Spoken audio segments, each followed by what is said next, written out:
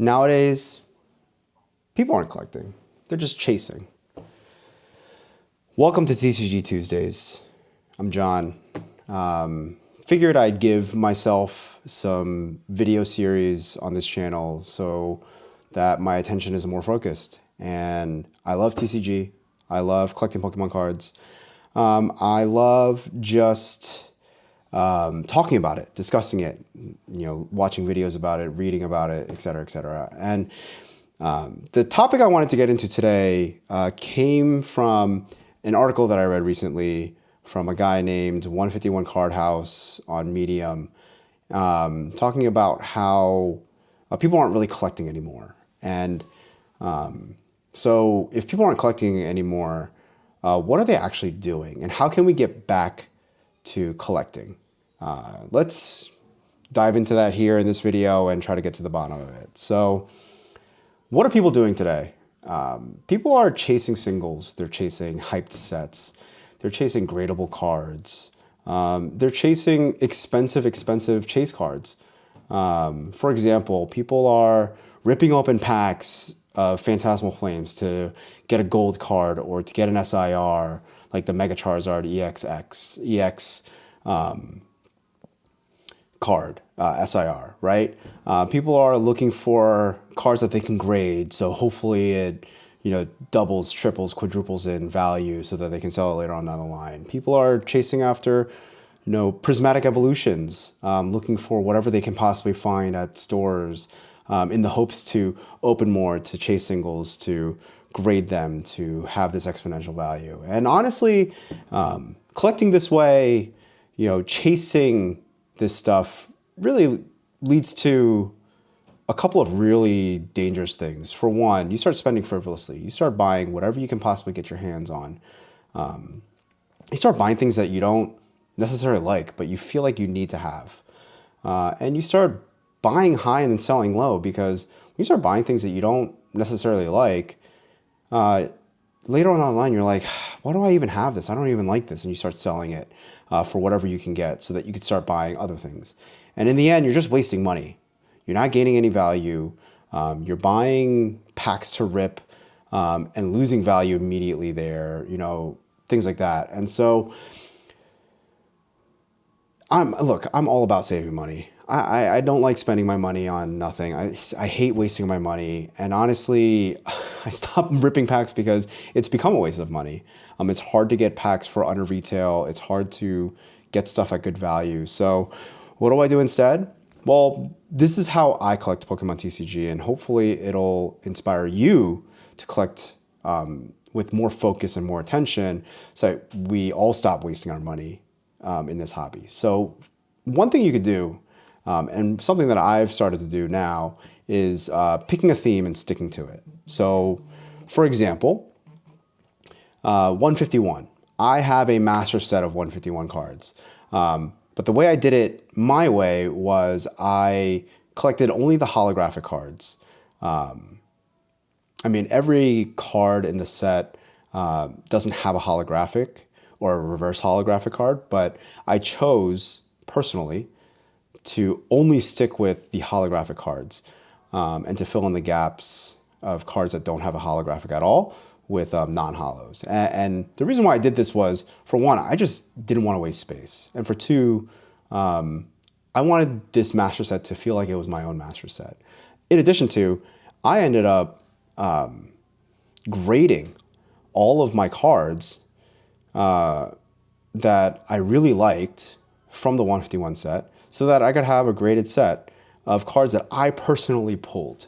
So I'll give you an example, like this Venusaur SIR from 151. I pulled this card like 3 times, and I ended up grading just one copy so I could have a graded copy, and it got a PSA 10. That I wasn't expecting it to get a PSA 10. I obviously picked my best, cleanest copy to grade for the chance at a 10. And when I got the 10, I was so excited and so ecstatic. And honestly, no, I knew it was going to stay in my collection for a very, very long time. So I picked a theme and I stuck to it. And honestly, the last card that I needed was the Blastoise SIR. And I couldn't pull it. I tried every which way to get product to try to pull in that card, and I couldn't, and I didn't. And it was a little too late for me to keep buying product to rip to hopefully pull that card. So what did I do? I just bought the PSA 10. And now my 151 master set is totally 100% complete, and I could not be happier. I saved a lot of money. Let me just say, I may have ripped some product here and there of 151, but I saved a lot of money just buying the cards that I needed for the master set, sticking it into my binder, and just only focusing on that. I don't master set anything else. I choose not to because I don't need it. So that's one way that you can really improve your collection and improve your collecting habits by just picking a theme and sticking to it. You could pick something a little bit less expensive instead of a master set. Maybe you do pick a Pokemon and just pick certain cards for that Pokemon. For instance, I have a Sylveon set that I'm trying to complete, and I'm only collecting full arts or illustration rares or alternate arts. For example, I picked this card up recently, and I told myself I wanted to collect them all in a PSA 10 at first, and said, okay, well, maybe this collection is a little too expensive. Let me just try to grab what I can and just have this complete set of Sylveon alternate art or illustration rare cards. The other set that I'm trying to complete are a complete set of Rotom cards, and this one I'm trying to collect all of them. So I'm not just collecting these fancy full art, alternate art SIRs, but I'm also collecting, just some of the regular cards. This is a shiny Rotom card. I don't know what set it's from. Honestly, I should probably know. I should probably do better research, but it's an inexpensive set, and I picked it because I love Rotom. I picked Sylveon because X and Y is what got me back into Pokemon, and I remember all the time I invested in catching a Sylveon, catching an Eevee with the right natures, with a fairy type move, raising it up, raising the friendship level so that it loves me, and then evolving it into a Sylveon. And I invested so much time and effort and energy into it. It just became one of those Pokemon that I became attached to ever since the XY era. So that's sort of why I'm collecting that. So that's one way you could do it. The other thing that you can do is just limiting yourself to specific products, specific sets, specific types of products. You can say, I'm only going to buy booster boxes from this era. You could tell yourself, oh, I'm only going to collect Pokemon Center exclusive Elite Trainer boxes, both of which I do currently. It's sort of like my base for my collection. It's the gold in my collection that can always be sold later on down the line for whatever I need the money for, whether it's a bigger card or maybe it's to pay for something in life, personally, whatever it may be. It's sort of the foundation of my collection. So you could tell yourself that instead of just going out and buying whatever product you can possibly get your hands on. You say, I only buy certain sets, I only buy certain products, and that way you can walk away from the restock and be a little bit richer after a Pokemon restock. And the last thing you can do, honestly, is just buy what you like. Just forget about future value. Forget about, grading it and making money. Buy cards that you like. Buy cards that you enjoy. It doesn't necessarily have to be themed, but you don't necessarily have to think about, okay, well, will this hold value down the line or in the future? Just holding on to it. Maybe it's nostalgic to you. Maybe it's a card show that you went to. Maybe, whatever it may be. Just buy what you like and just ignore the value of it. I'll tell you this right now.